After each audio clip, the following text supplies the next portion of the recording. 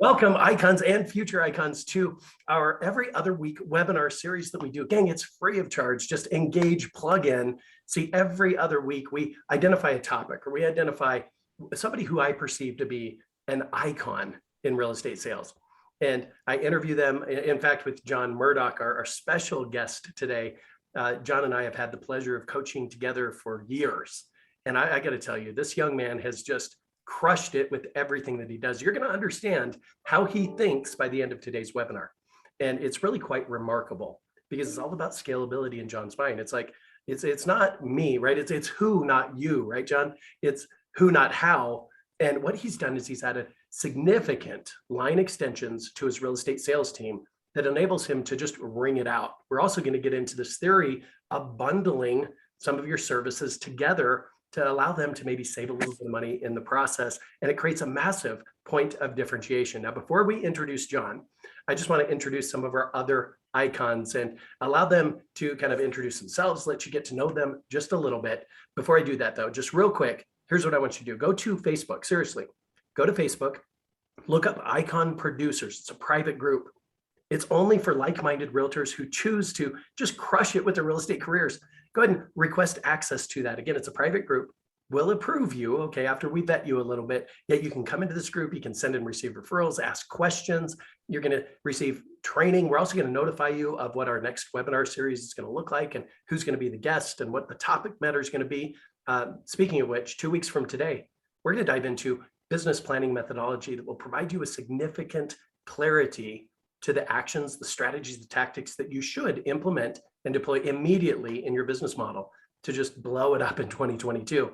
So I encourage you to go back to iconproducers.com, register for that webinar. It will be up later this afternoon with our guests and our panelists and everything else. So without any further delay, I'm going to start with you, Sandy Miller. Introduce yourself real quick to our audience. Go ahead. I'm Sandy Miller, and I've been in the industry for probably over 40 years personally, but 15 years as an agent. I had my own brokerage for 8 years until I found EXP, and I changed brokerages, and I've never looked back. It's been wonderful. My bottom line increased the first year just by joining because of my costs that it helped save. So I'm in Central California, and I'm just happy to be here and hear what John has to say and learn a little bit how I can increase my business. No, Central California to me is a large, vast area. Specifically, what areas do you service? San Joaquin County. I do business in Livermore, and I kind of do business all over. So, but San Joaquin County is my home base. Awesome. Fantastic. Colette Mcdonald, let's go to you.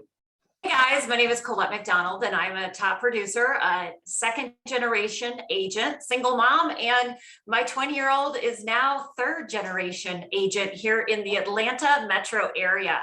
And I've been a top producing agent as well as coach, but I really focus a lot of pouring into my agents here in the Atlanta market. I've changed my team model over the last 3 years from one of sharing commissions to now sharing my business with the agents that are on my team in the Atlanta market. So I love being on these types of panels because not only do I learn from everybody who's on these panels, but I like to give back as well. Have had a lot of success in my life, and now it's all about significance. And Sean will yell at me if I don't say that I'm also the Atlanta Falcons agent, as well as been on HGTV. So I have to throw that out there, otherwise Sean will. You read my mind, Colette. Way to go. Rob Becker, introduce yourself, bud.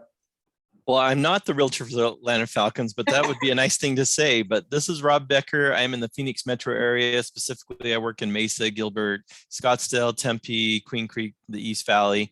I've been in the business for 26 years, probably about half that time as a broker. I had my own office for about 15 years and switched to EXP last year because of the benefits that come with EXP. So that's been a game changer for me. I'm a multi-million-dollar producer, of course, and but man, we can all learn every day, and that's why we're here today. That's exactly right, Rob. Way to go, man. Sean Policino. Thank you very much for having me here. I'm really excited to listen to John, and I'd say since coming to EXP after being with Keller Williams for 16 years, I've really kind of changed my the way I look at my real estate license and how many different ways I can make money. And that's why I'm really excited to hear what John has to say. I've been a coach. I'm a coach now with Icon Coaching. I've been with Keller Williams for 16 years. Recently came to EXP, but I was a team leader with Keller Williams, a productivity coach. Personally, I sell about between 30 and 40 homes a year. So I'm also in production. I do have a small team in Los Angeles and also in the Dallas area. And I'm just really excited. Thank you for being here. That's awesome. I'm so glad you're all here. So guys, I trust that you know where they're located. If you're looking for great agents to send your referrals to, seriously, I couldn't handpick. Well, in fact, I did today. I handpicked these people to put in front of you. And last and certainly not least, Mr. John Murdoch, introduce yourself, brother. Absolutely. Well, first off, thanks for being here. I love being on panels like this because it also challenges me, right? You know, when you get up here, you share. It also challenges me based on the questions that you guys ask. So I love doing this. So I've been in real estate since 2013. Slowly built my business, right? Put on my bootstraps, cold calling, built a business, and slowly over time was able to handpick the right people. So last year we did, 42 million in sales. This year we're actually year to date so far, close pen, we're at 45. And then we've launched other businesses, launched mortgage, property management, got insurance. So we're kind of, in that stage of just scaling, right? Scaling with the right people. So happy to be here. Awesome, John. Awesome. Like, as I said, John and I have had the pleasure of coaching together for at least, what has it been, 3 years? And I've watched his growth. I've watched him just take step after step after step. And today we're going to kind of rewind the tape and we're going to go back to when John didn't have all these ancillary businesses, didn't have these line extensions, didn't have money coming in from every direction you could possibly think about. And we're going to go through an evolution of what John's been through so that you two can learn from that to really ring it out with every transaction that you guys are doing. Okay. So John, let's kind of rewind the tape. You're brand new to real estate, right? Brand new. And you were like mid-20s at the time, right? Young kid. Yeah. I was 23 when I got in. 23 years old. So let's go back there. What did you do to find success? And was it immediate? Did it take you some time? Did it take tenacity? Talk to me. So basically, man, when I got in real estate, expireds for sale by owners, right? Getting lists, calling them. So I was cold calling, right? Every single day. And it's hilarious, right? Because like I was busting my butt doing that. And then guess where my first sale came from? Here. It was a friend. It was a friend. I'm like, yeah, what is this, right? So it took me 6 months to get my first deal, and it ended up being a buy sell, right? So it took me 6 months to do that. Second 12 months, it was funny because my business following for the next 12 months after that first sale, it was all from the relationships that I built in the first 6 months, right? It was the pipeline, it was the relationship, it was the follow-up, right? So that was big eye-opening to me. I'm like, wow, okay, so if I didn't get the immediate success from the expireds withdrawn, right? But what I was doing, I was building my pipeline and I was continuing to be in touch, build the relationships so that when they are ready, because I'm in touch, I'll know when they're ready, right? So I went from 7 deals to 23, to 39, to 40, to 50. Last year we did 80, right? And my whole philosophy is, yes, get the sale, right? When people come in, yes, obviously get the sale, but you need to be building that bench, building that pipeline, so that when people are ready, you've already had the relationship with them. And honestly, those are the best, right? Because you've been in touch with people for 6 months, 12, 18, 2 years. And at that point, sometimes they have some problems with credit or they're going through a divorce, right? And they need people to talk to or whatever their situation, you're just there, right? And you're truly that person that can provide value, and value comes in different forms, shapes, and sizes, right? Value could be like an introduction to a lender to help them rebuild their credit, or it could be a variety of things, right? So just being there. So I ended up just building my business purely through building a pipeline. That's really how I got started and how I launched. And then I started recruiting. And boy, is that hard. So right again, let's go to the first key hire. What position do you hire first? Transaction coordinator. Smart. See, any agent who has any wits about them whatsoever, they're going to recognize Pareto's principle is strongly at work in your business model every single day. See, it's the 20% work that's going to move the needle for you, your production, your profit, and everything else. And the 20% is just 5 things, right, gang? So, yeah, you can do an open Practice. house, and we'll do some open houses So on. we've got some background noise here. Looks like somebody logged in under Rob Becker. That's interesting. All right. So, Yeah, I think I sent the link to Jeff. okay. And so that's why it shows up. Gotcha. Okay, so it's just 5 things. It's practice, lead generate, lead follow-up, go on appointments, negotiate contracts. Now, where does transaction coordination come into the 20% work? Guys, it doesn't, right? It's part of the 80% work, yet most of us, let's be honest, we're investing our time in the 80% stuff. We get sucked down in the weeds, especially when you get 3, 5, 7, 12 pending contracts all at once, right? You get sucked down in the weeds, and sadly, the next month you get to this position of momentum, you just fall backward in the model. It's like this roller coaster of activity. We don't want that. So the smart people like John, like you, well, you're going to start leveraging off that 80% work first. So the first hire, transaction coordinator.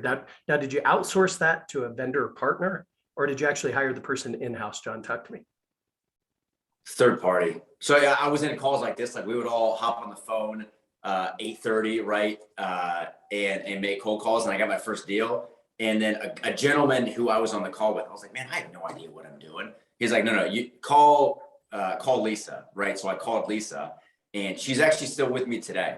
So 8 years, right? And she was actually coaching me through my first contract. I was like, Lisa, I have no idea what I'm doing, right? And she was like, hey, here's what you need to do, right? So that was a total cool experience. And it's awesome now because she's number one, awesome, right? Been with me for 8 years. It's such a value add to my team, right? Because now everybody has support staff, right? But who has support staff that's been with an organization, with a company for 8 years that knows everything? Right, exactly. It's such a good value add. So John, I have a question. Is she an employee? Is she an independent contractor? Does she have her own business and she takes other clients, or does she just work for you? She works for me and a handful of other agents, but it's just her. Mm-hmm. She's been doing it for 15, 20. I mean, she's really good at it. Yep. So I do have a question, John, on the TC for you. So what does she do for you? Does she do everything? Does she set up inspections? Do all of that? Can you just kind of give just a real quick little what she actually does for you that you don't have to do? So on the listing side, once I ratify a listing, I send the email to buyer's agent, lender, title, and then I copy Lisa. And I say, hey, everybody that's on this email, my point of contact moving forward is Lisa. Like, don't call me because you're not going to get a response. Email Lisa, call Lisa. And she handles everything outside of the negotiations, right? So on the buyer side, when I or my agents put things under contract, they literally just send an email to Lisa, and Lisa takes care of everything minus the negotiations. Right. That's phenomenal. Nice to have an outsourced partner like that. Now, what's her compensation model? I'm just curious. Is she paid per transaction? Do you pay her a salary? Per transaction, flat fee.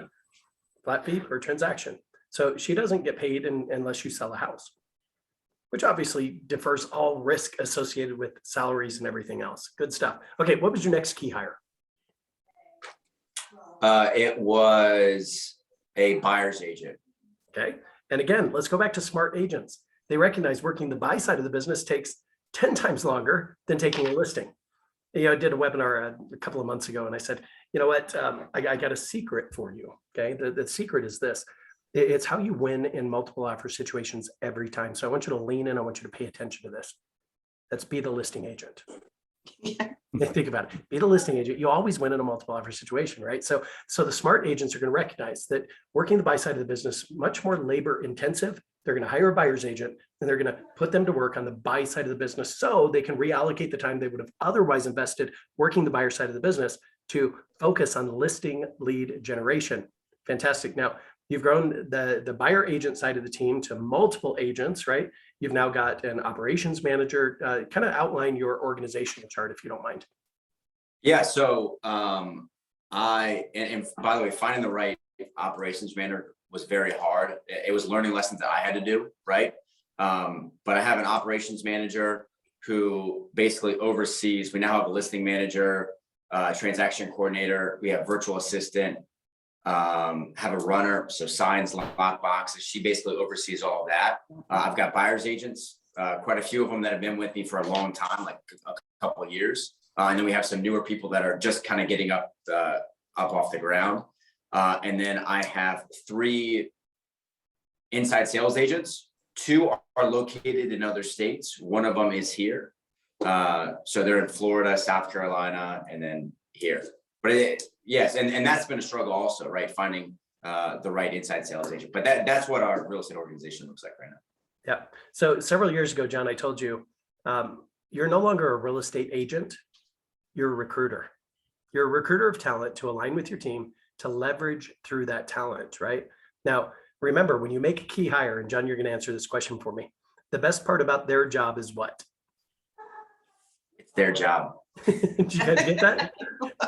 It's their job, right? You can't just come in and save them. You can't rescue them and do the work for them, because anytime you do that, they're just going to keep giving you the work back, right? So when you identify the right talent, you got to lean into that talent. Now, today's webinar, it's all about adding line extensions to your current income streams. So John, let's kind of dive into that. Before we do that though, let's do a quick reset. Again, here's what I want you guys to do. Go to Facebook, go to Icon Producers, the private Facebook group, make application to join our community, where we're just going to pour into you. We're going to show you how to sell more real estate, make more money, live the life that you deserve to live. Okay. So back to the line extensions, John. So you're doing a real estate team, right? You're plugging away, you're crushing it. You're making all these commission dollars. And yet there's something that's kind of pulling you, saying, wait a minute, I keep referring business over to the lender, to the title company, to my insurance agent. What is it that caused you to say, hey, I want to own that. I want to dominate that part of the business as well? So that there were a couple things that happened, right? It wasn't like one big thing, but it was a couple things. Number one, it was, I think every team owner experiences this. You have, I think sometimes owning a team, people pump it up a little bit more than what it actually is, right? You have these great months, right? 6-figure plus months, right? And you're like on a high, and that's what everybody sees, right? But no one sees the loss. No one sees the months where your team doesn't produce, and that falls on you, right? And so I had quite a few of those months. I'm like, well, that's, I just made it over here, but then it like, you know, this other month it's gone, right? And so that was happening. And then there were several instances to where, you know, we bust our butt to build these relationships, to prospect, to get in front of customers and so on and so forth. And there were a couple clients, no fault to my lender that I was working with. I would sell them a house, right? They buy, and then, you know, in 6 months he'd refinance, right? And then another year, rates dropped again, so he refinanced again. I'm like, man, he's doing great. Right, and he just keep boom, boom, boom, boom. But then we have to wait for the next 6 months, or no, I'm sorry, the next 6 years, right? Or 7 or 8 or 10 or 12, right? Yeah. Yeah. So the biggest thing I learned is listings are leverage to your real estate team. That's how your team thrives. If you can capture the buy side of the business correctly, that's how you can you can build wealth outside. But I feel like so many people miss that opportunity because it's all listing, which you need for your business. But if you have bigger sight and you can see the opportunity, that's where it. So Sean, I don't know if you remember this. I was going back through my calendar before this meeting, and I was like, how long did it actually take me? Man, so I think everybody wants to have these line extensions, right? I was in Austin for a big conference back in 2019. Okay. I looked at the dates here. Okay. Now, Sean, I don't know if you remember this. At the meeting, right? We met face to face, and I'm like, Sean, I need some help. And you're like, okay, well, what do you need help with? And I'm like, we're trying to figure this out. Like, Sean's trying to figure out my big why. And I was struggling with it, right? And he's like, well, what can you do? I'm like, well, I could get a mortgage. I could do title. I could do insurance. And he's like, well, what do you want to do first? And I was like, I think I said title. And he said, I think you should do mortgage. I was like, okay, well, what do we do? And he's like, well, do this. So he gave me action items. He's like, hey, I need you to do this, right? And so I met with Sean August of 2019, and I finally got approved to launch my own mortgage company April of 2021, which is 20 months.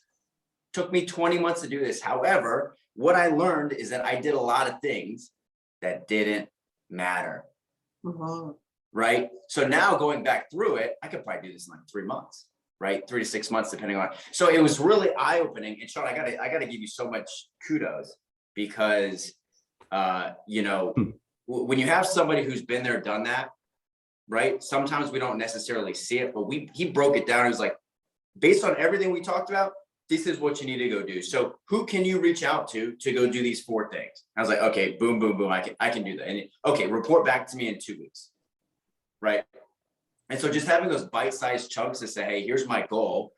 But most people don't know what those starting place is, right? If you go to launch these ancillary businesses, where do you even start?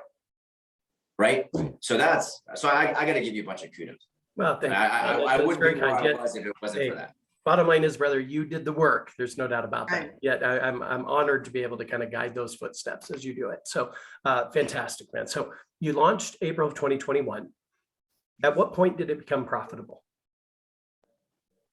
May. Do you hear that? Wow. Good answer. So let's get into the numbers real quick. So you launch in April, you start capturing other business you couldn't capture otherwise, by the way. Refinances, right? Purchase business from other agents and everything else. You're profitable within 60 days. And get into the numbers with me. What was your first month in net profit from launching your mortgage company?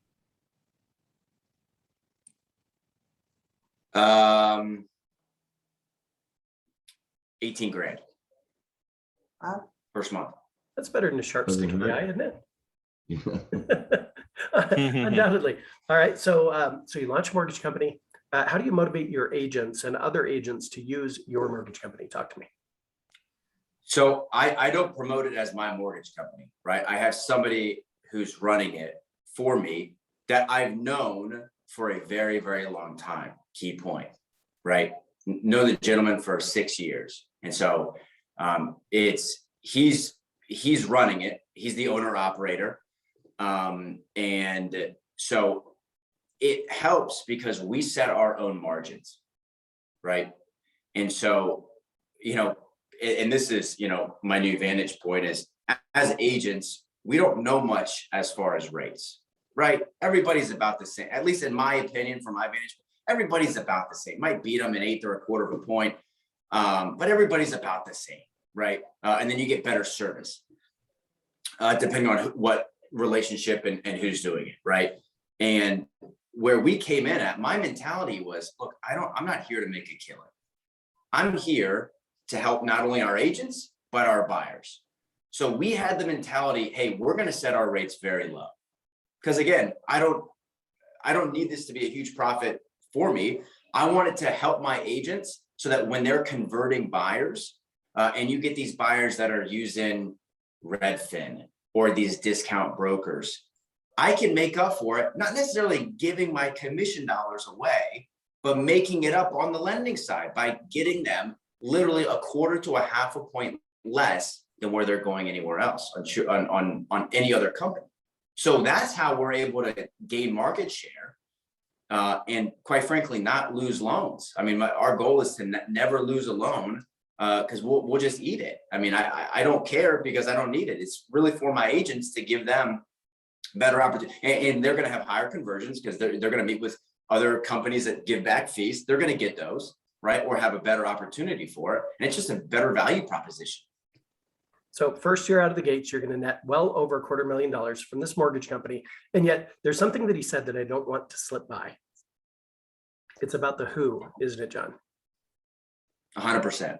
Okay, so let's get into the structure of your mortgage operation. Talk to us about the ownership structure. How'd you set it up?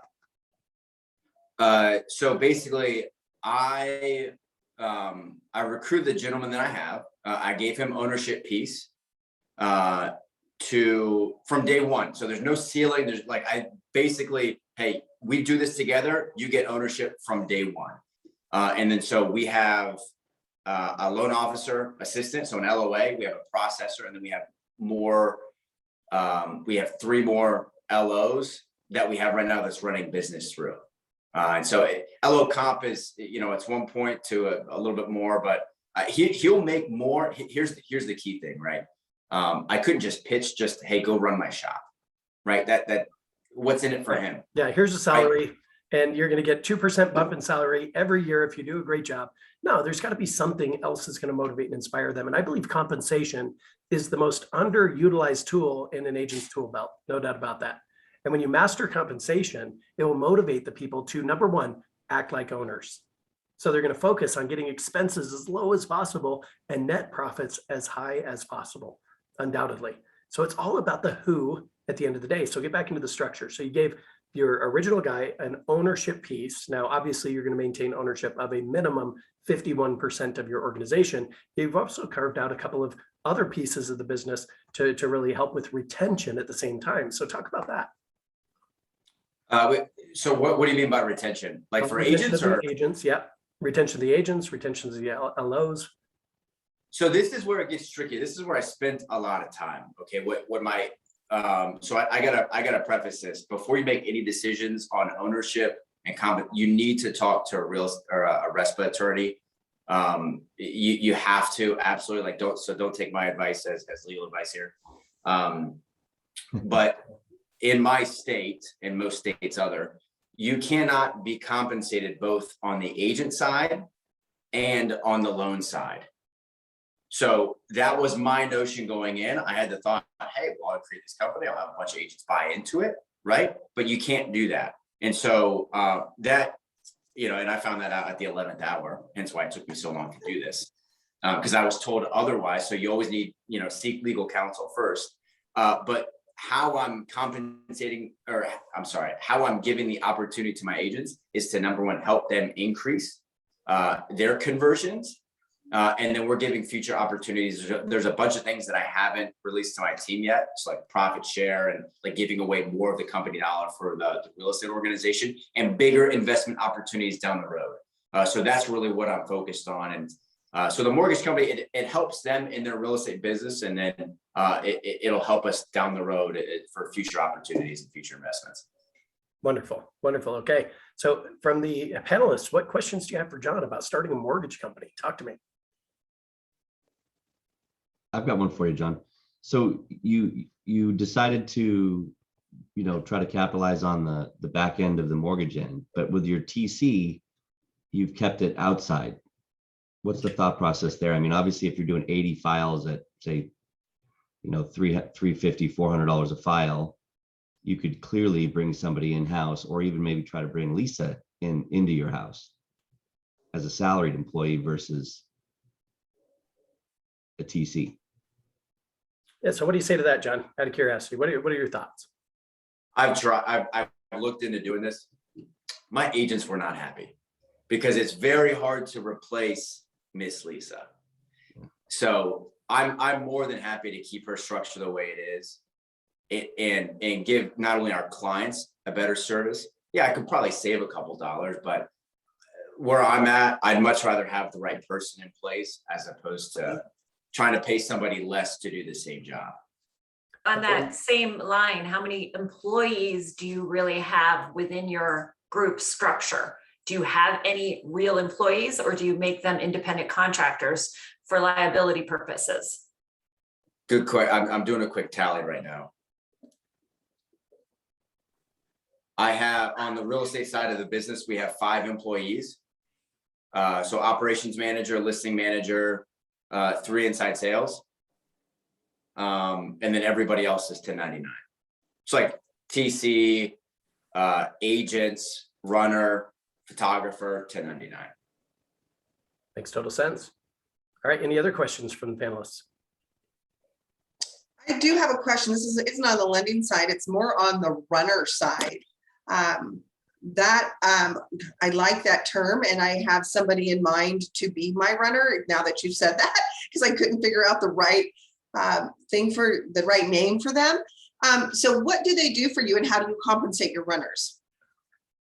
Runner, we paid $10 an hour plus 55 cents a mile. I believe that's what our current structure is. Okay. He does literally whenever, like he'll check on properties on a weekly basis. He'll go shovel snow sometimes. Like when it snows a lot, he'll just go shovel the snows for our listings. He'll check on vacant listings. He'll put up signs, lock boxes. He'll take, he'll do walkthroughs for us sometimes if needed. Are they a licensed agent? They're a licensed No, agent? no, I'm sorry, walk through on vacant properties if we need to take pictures. Oh, got it. He's not Okay. doing any real estate. So not a licensed agent, just, Correct, yeah, he's not licensed. okay, okay. Hey, you know what Just else you can odds do? and You know what else you can do, Sandy? Here's a tip that Sean and I will give you. Just have a couple kids and then just train them to do that. I have 4 grandkids. They're almost there. They're almost It's those there. grandchildren, Yeah. right, Sean? Yeah, absolutely. Absolutely. Okay. So you added a mortgage company. Now you stumbled upon a business for sale. This is State Farm book of business, right? Talk to us about this. Oh, interesting. So I'm sitting in it right now. It was funny, you know, where with this whole mortgage thing was taking 20 months, right? I'm like, oh my gosh, if all these things take 20 months, like I'm gonna be dead before I do that, right? That's like what's going through my head. So I was like, okay, well, I'm working on mortgage, right? Well, what else can I tee up? Not get into the weeds, but what else can I tee up? And I was like, well, every loan needs insurance. So it just seems a good fit. And so in March or April of this year, I just started, you know what, let me go look at other businesses up. And I talked to another gentleman. He said, hey, the fastest way I built my business is I bought them. I was like, that's interesting. So then I started looking at other businesses for sale, came across it's an Allstate agency. Sorry. And so when I wasn't quite ready, right? Keep in mind, I'm like, hey, what's the next step moving forward? Well, once I got into the weeds of it, turns out with coronavirus and the SBA, they're giving away a whole lot of free money to help stimulate the economy, help business owners, a lot of bells and whistles. So when I heard that and I saw this book of business up for sale, I looked, you know, back and forth on it, chatted with Sean, chatted with a couple other people. I'm like, wow, this makes all the sense in the world. So I literally just closed on it the beginning of this month. And so I'm down here, you know, probably twice a week right now. And then guess what? I found the right person to run the insurance side for me, who's been in the business for a decade. It was a referral from somebody who helped me get into this, right? So it's all about having the right people in place and have the compensation there. You have to have the compensation aligned, because I think the biggest thing that gives me the greatest pleasure in doing this is that person wouldn't have had this opportunity unless it wasn't for myself putting it together, right? That's how I can kind of give back and give them a phenomenal opportunity and a great career. No doubt. So the compensation for this individual is that of a salary plus what we call net profits interest, right? Do you want to talk a little bit about that? Or I can, yeah. So yeah, base salary, it draw against commissions. And then there's bonuses in the insurance world based on premiums and how much you grow the book of business. So a percentage of the bonus. And then once we hit a certain point, there'll be net profits interest of a ceiling. Once we grow it above that point. Okay, so let me just quickly break that down for you. Net profits interest means that the individual is not going to receive any bonus up to what we establish as a floor. So let's use round numbers because I love round numbers. Okay, let's just say that the business owner is going to retain the first $100,000 in net income. That's after all expenses, all commissions, and everything else. That becomes the floor. Okay, now once the floor is exceeded, then the individual that you hire gets a percentage of net dollars to the organization. Again, after all expenses, all commissions paid, everything else, they're going to get a percentage of every dollar above 100,000. So undoubtedly that motivates an individual to make sure that they keep expenses as low as possible, net profits as high as possible, and they're going to focus on growing that business. I mean, let's say you could grow it from $100,000 net after all expenses up to 1.1 million net after all expenses, and you're getting 20% of every net dollar above 100,000. Now the business owner's really happy because they get the first 100,000, right? And then they're going to get 80 cents of every dollar above the floor. And in this case, an extra 800,000. You know, the employee's really happy because they get this bonus beyond their salary and other commission structures and everything else of 200 grand. By the way, net profits interest is an annual distribution of net profit, and it's done after you've closed out the books from the previous calendar year. So you distribute this somewhere around April 1st. Now think about that. The individual's already gotten another full quarter, 3 months under their belt of production, and then they get the bonus. They're not going to leave you because they've already built up another 3 months to where their next year's bonus, right? Now they must be employed at the time of distribution. So it's a retention strategy. You know, you report to them on a monthly basis. Hey, look what the net profits interest is looking like. Looks like in April, you're going to, I mean, if we keep the same trajectory, you're going to get a bonus of $150,000 April 1st. Guys, that will motivate them. Even in the worst of times, they have a bad week, they have a bad month, they have a bad quarter. They're not going to leave you. Why? Because of net profits interest compensation. Plus, I would encourage you all to give them a 5-year vesting period, meaning if they stay with you for 5 years, they're vested in that net profits interest percentage above the floor for the rest of their lives, or as long as your company remains profitable. So after 5 years, they could say, you know what, I'm tired, I'm burned out. And by the way, I can live on $200,000 per year. I'm going to resign. Now, before they resign, they must, number one, identify their replacement, train their replacement, right? And once they hire that replacement, they've now put a ceiling on their net profits interest distribution. So they get from, let's say they built it to a 1.1 million, right? They're going to get 20% of every dollar above 100,000 up to 1.1 million. The moment they quit, they put a ceiling on that net profits interest distribution. And we go to their replacement and say, we're going to offer you the same deal. You're going to get 20% of any net dollar above 1.1 million. Now, who built it, by the way? Who built it in this example? I mean, was it John? The employee. No, it was the employee. Exactly. So you treat them like an owner. They act like an owner, yet they have no stock, equity, or ownership within your organization. So guys, this is a great way to motivate individuals to really act like owners and blow this thing up with you and for you. I think the cool point, sorry, Sean, didn't mean to interrupt. I think the cool point about that is not that many owners offer that to their key people. That's right. Right? Not that, so who has the opportunity to say, hey, you know, Mr. Owner, you just stay over there. Let me do my thing. Right? I don't have any expenses, nothing. Let me just do my thing and grow this. And by the way, you're going to give me a percentage of ownership for it down the road. Like who else offers that? I think it's such a phenomenal tool. It truly is, truly is. And also you'd mentioned profit share. Profit share is something very similar, where you establish a floor and you say, okay, every single person who's aligned with my organization, they're going to get a percentage of net profit above this floor. Now, you could do this with your agents. You could do it with your administrative support, your ISA team, right? Where you say, okay, once I've net 250,000 for the year, then I'm going to share 10% of every net dollar above 250,000 with everybody who's aligned with us. It's going to be based on their contribution to net profit. So essentially, on the administrative support side, for every $1,000 that they earn from the company, they're going to receive 1 unit measure.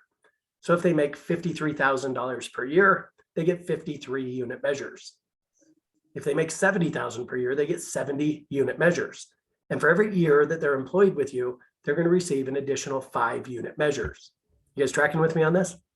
Yes. Now, salespeople on the team, for every $1,000 that they contribute to the gross income of the organization, they would receive 1 unit measure. Now, salespeople are the ones who make it happen, so they should be compensated the most, in my opinion. Because without the salespeople, the administrative support wouldn't have a job.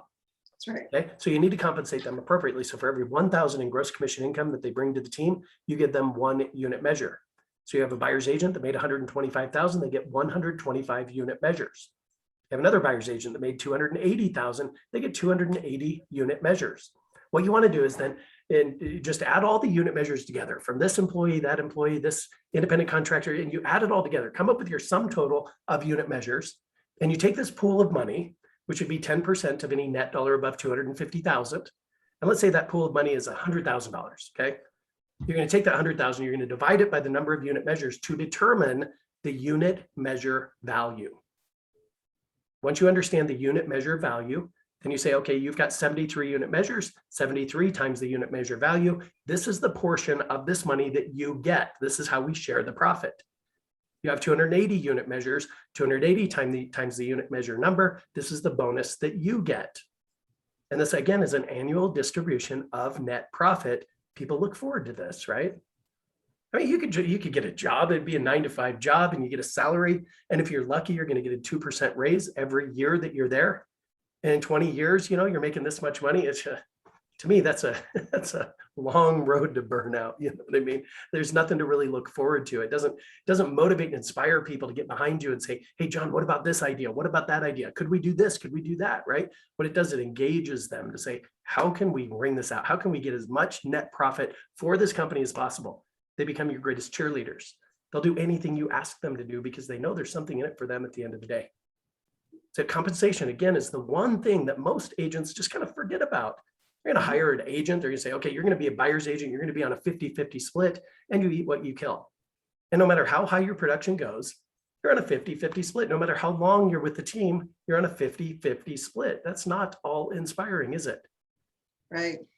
That's why I think we deal with attrition issues on team building. Go ahead, John. Yeah, is it hard to find an employee? Was it hard to find somebody that, it seems a little complicated as far as the structure, but definitely enticing? You have more of a partner without having to give up ownership. Was it hard finding somebody that could understand a complicated pay structure like that? For Are you talking to me? No, it's John, for the insurance partner, was it hard to find somebody that understood the net profit interest pay structure? I mean, I just explained it. I just said, look, hey, here's what I'm going to offer you. It's, once we get to here, I'll give you X% above this. So, I mean, it's all about how you explain it. And I just made it crystal clear. And oh, this is great. This is actually what I've been looking for.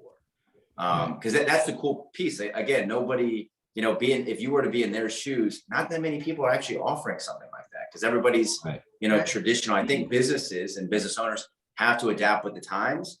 And that's the biggest thing, like with my real estate business, like kind of like what I said, phenomenal months. And then we go into, I take massive losses, right? So by this, it spread it out, gave me I have a breath of fresh air, sigh of relief, right? It's oh, even though I'm taking a $30,000 loss, it's okay because I made it over here, right? So it doesn't hurt as bad and it balances it out. So then I don't get too concerned about I'll pay people more or give them more opportunity to rise up to the occasion than I would have otherwise because I'm not 100% in that because I'm spread out.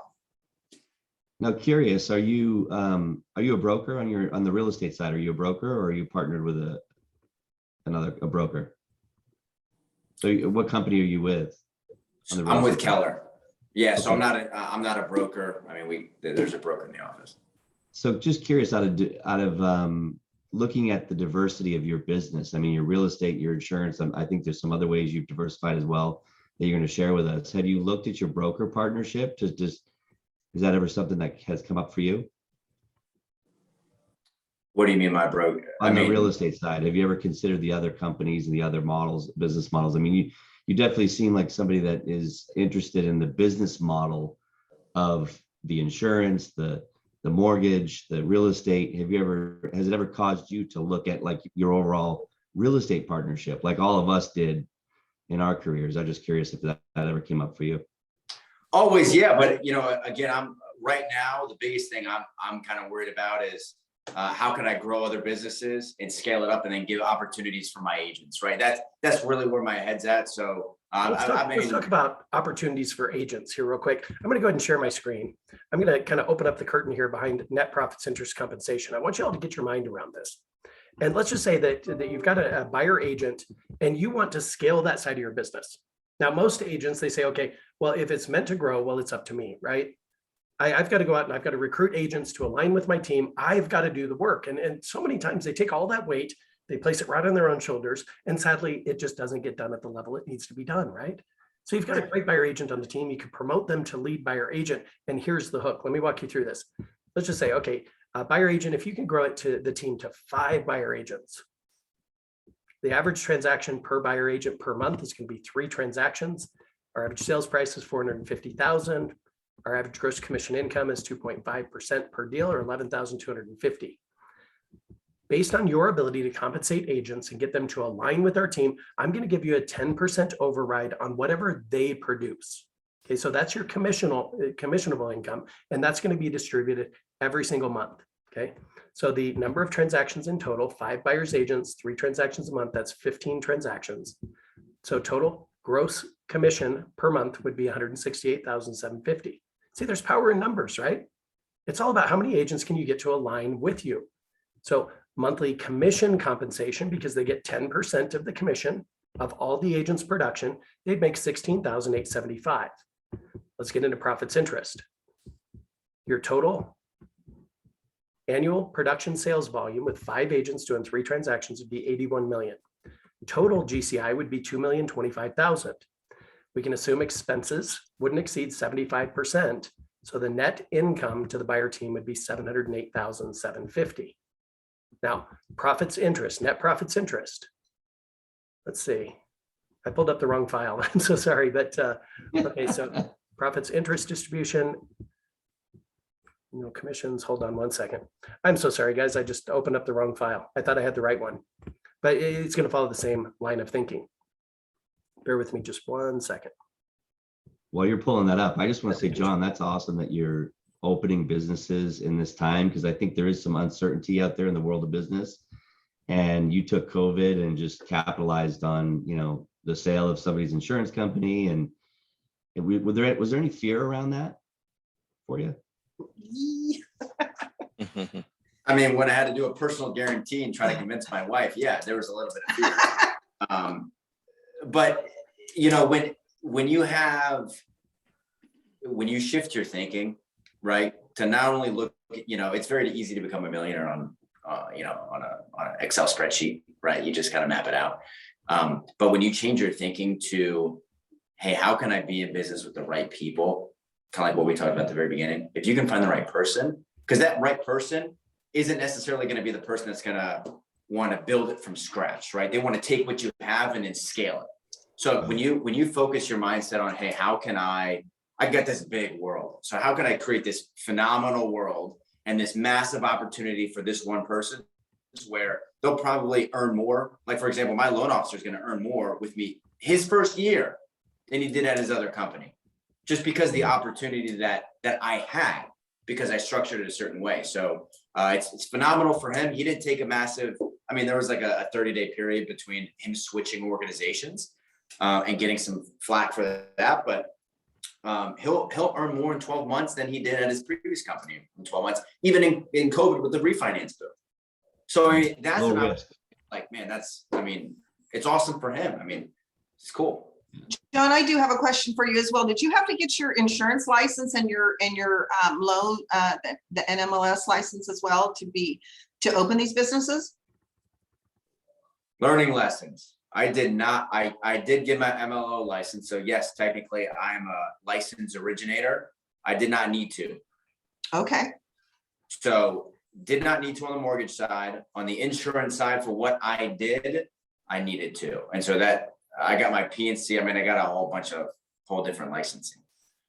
I thought selling insurance takes quite a bit of time to get that license. Is that not true? It's just like a real estate sales license. I mean, it took me maybe 30. Yeah, it's more like, so I purchased an existing Allstate agency. So I started the process in April and I closed in September. So it took me a while to do that, right? With all your other stuff that you had to do, because you had to study and do like anything else. Yeah, I mean, they have their own templates of, I needed to do this and then take their onboarding and so on and so forth. Mm-hmm, mm-hmm. Okay, now I've got the right one pulled up, guys. Okay, so if the lead buyer agent could generate 5 recruits, so you have 5 agents doing 3 transactions per month on average, it's 180 units per year, average sales price $450, 2.5% commission, that's $11,250. So let's go down the spreadsheet. Total GCI on the buyer side of the business would be over $2 million. The director of sales here, or lead buyer agent, excuse me, director of sales as well, the commissionable income would be $60,750. Nope, forgive me. Okay, I pulled up the wrong spreadsheet again. Gosh, darn it. I wasn't prepared for that. I thought I could do something just that fast. Hey, you're human, Sean. Shoot. So while you're pulling up the right spreadsheet, I've got a question for you, John, and you can answer it in percentages. But how much do you bring home? And how much did you increase your personal wealth over the last 12 months? You can do 300%. percentages, 300%. 300%. Ooh, brilliant. Good job, John. I think that's impactful, right? Because I'm sitting here just like about to drool over all the work you've done over the last, and you're like going, I'm 52. I don't want to work that hard. Right? So it's a lot in setting it up. It's a lot in trying to fit. That's why it took me 20 months, honestly, because I'm like, okay, well, I got to go talk to this person. And then that person had this, right? So then I went over here and then I got my MLO license, right? And that took me, 60 days. And I was, nights and weekends, and I got 3 kids back at home, right? So hard, challenging. And then I went over here and then I tried to structure it a certain way. And then that didn't work. So then I had to go hire, talk to different attorneys to go back to do it. And then at the 11th hour, I'm like, oh, you can't structure it this way because you can't be paid twice, right? So I had to shift how I structured everything and then go back, and then I got it launched, right? So a lot of learning lessons. But I think there's something there. And Sean and I were talking, Sean's like, how can you help other people, right? Can you do like group coaching? Can you do one-on-one? And I'm like, well, I could probably do group coaching. Is that going to be effective? It might or may not, because to do something like this, you need to be in the weeds, right? You need like somebody to say, hey, here's what I did, right? Here's who I talked to. Here's a pro forma for the financials. Here's estimated expenses. Here's what the organizational chart should look like. Here's when you need to start hiring. Here's who you need to have day one. And then here's who you need to have, 3 months in, right? Because it's going to be different because you don't want to front load too much. Here's what it is. And I feel like that needs to be more, I could do it on a group coaching setting, but I think it's going to be more of a one-on-one basis. So Sean, if you're okay with that, you basically pushed me to do this. And so I think what I'm able to do right now is I'm offering one-on-one coaching. It's going to be, I'm pretty busy right now. So like probably only going to be like 5 or 10 people that I can do this with. But basically what I'll do with this, so if you're interested, feel free to reach out to me. Email is john@cityscapemetro.com. It's like landscape, but cityscapemetro.com. And what we'll do is we'll walk you through kind of like exactly what I said, right? How I structured the application process, how much capital you need, who you need to talk to, hiring, when to start, who to hire, compensation plans, not only for the person that's going to be running it for you, but then also for other loan officers that you bring on, how to pay them, the staff, how to pay your staff, whether you do bonuses on basis points or whether it's a salary. And then, all that should be done. You should be able to do it. Again, I'd say 3 to 4 months. It shouldn't take you 20. You should be able to do that 3 to 4 months. And I spent a whole lot of money getting it up and going. It shouldn't cost you all that much compared to what I spent. So you can kind of learn from my experiences, and then helping you set up the operating agreement, like doing it right and getting in touch with the attorneys that did that. So we talk about hiring people with experience. Again, same thing. When you go to hire these people, make sure that they've done what you are looking to do, or else you'll be spinning your wheels, kind of like I did. Exactly. Yeah, right. you learn Okay, so much. I'm sorry. Go ahead. All right. Well, the third time's a charm, right? Yeah. All right. So again, back up at the top. Okay. So we've got agent count, 5 agents. You've got 3 transactions per month, 180, average sales price 450, 2.5% commission. Total gross commission income would be over 2 million. Now the lead buyer agent, or if you choose to call him a director of sales, would make 202,500. That's a 10% override on the agent's production. Now your expenses should not exceed 70%. So if you do the math, that would give you a 607,000 in adjusted gross income. That's after all commissions. Now let's say you set your floor with your lead buyer agent at 200,000, meaning I, as the team leader, I'm going to collect the first 200,000. That's mine. I deserve that. I'm the one who took the risk and started the company. So the base for the net profits interest distribution is going to be, so that's 200,000. 407,000, they get 20% of that. They get a bonus at the end of the year of $81,500 plus the 202,000 that they make. You think they're pretty happy? Absolutely. Yeah. No doubt. Are you pretty happy? Absolutely. No doubt. No doubt. And the next year, it should be a bigger bonus. And the next year, a bigger bonus. After 5 years, they're vested.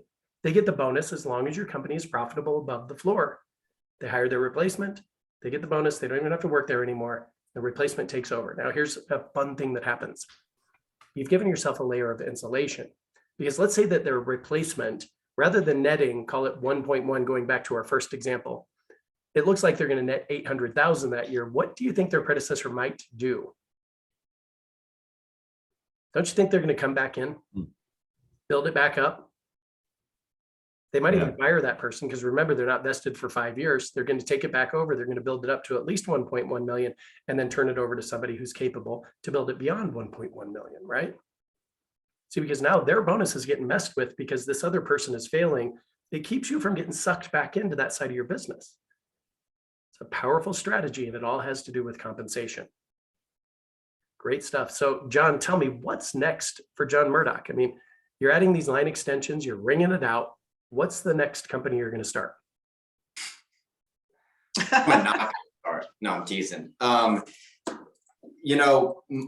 My biggest thing is, so I've been looking at property management businesses because then you can kind of keep it all under the same roof, right? So if you, as a real estate sales, because that real estate sales team, it's at the center point, right? Of everything. And so you really, if you're a good fiduciary and you're in business with the right people, you'll be able to help whoever you talk to during your process of buying a seller home, right? So making sure that they're talking and trusted. So if you can keep that in-house, and then you can reward your people in this and bring your people up. Like I'm excited about giving opportunities to my current team. And I've told people like, hey, come on with me. Like take more responsibility, start doing more stuff, right? And so my next thing is I'm really big in real estate. I think it's a phenomenal tool. I wouldn't been able to do what I did if I wasn't busting my butt selling real estate. And so real estate's where it started. I'm not forgetting that. Like that's always going to be my home. So I'm staying, like my goal is to go into bigger apartment buildings, leverage what I'm doing, buy them, but then turn around and give true tangible investments back to people on my team, in our database, investors that we work with, and help them get better returns so that when you're making, if you're a real estate salesperson on my team and you're earning a great income, keep some of that income and then invest it into an apartment building. Mhm. Yeah, great stuff. Okay, so last thing I want to talk about, we've got 2 minutes left. You're bundling these things together to help your clients, your prospects, save more money. So talk to me about that and how you're structuring that. Yes, so we started it's called CityScape Bundled, to where we're bundling everything.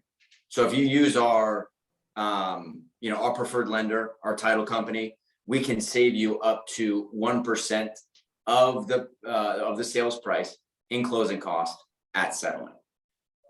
So that's really what we're pushing right now because our rates are so dang good. Like if a buyer happens to stumble on it, our rates are phenomenal. You should definitely use a mortgage company because they're literally a quarter to a half point under. So it's a great value add. And if you bundle it, keep it in house, you can do different things like that. Like for rewards gifts, for people that send you referrals, you can go back and say, hey, you can save X number of dollars on your next refinance or your next purchase, right? Like you can go back and give them additional things that if you didn't control that, you can't do. So there's so many like valuable tangibles that I didn't even think of before I started doing this. No doubt. And on the insurance side, on the P&C side, well, you get the house insurance, the hazard insurance, you get their boat, you get their car, you get their motorcycle, right? On a monthly basis. And it creates a residual income. Renewing. Yeah. That's exactly right. So guys, check into it. Check out John, by the way. Google him. And by the way, email him if you'd like one-on-one coaching to build ancillary businesses, line extensions that will help you make more money with the same amount of effort. Think about it. You're referring your deals to a MLO who's getting a great commission And yet, are they sharing that with you? Of course not. See, I started my own mortgage company, frankly, because I was just fed up with the level of service that I was getting from the MLOs that I was working with. I wanted to be able to control that, to be able to give my clients a great experience and know that the time that I and my team were investing working with buyers was protected, meaning these people can qualify without doubt. So it enables you to save your clients money, enables you to provide a higher level of service, no doubt about that. So John, thank you, sir, for your time, for just pouring into all of our people. Thank you to all of our panelists too today, by the way, for asking questions and contributing. Thank you all. Look forward to doing this again in 2 more weeks. Thank you. John, Thank you so much. Thanks for having me. You got it. John- It's John, you're brilliant. Yes, he is. John at cityscapemetro.com. Go ahead and send him an email. Thanks, guys. Bye-bye. Thank you. Thanks, guys. Take care.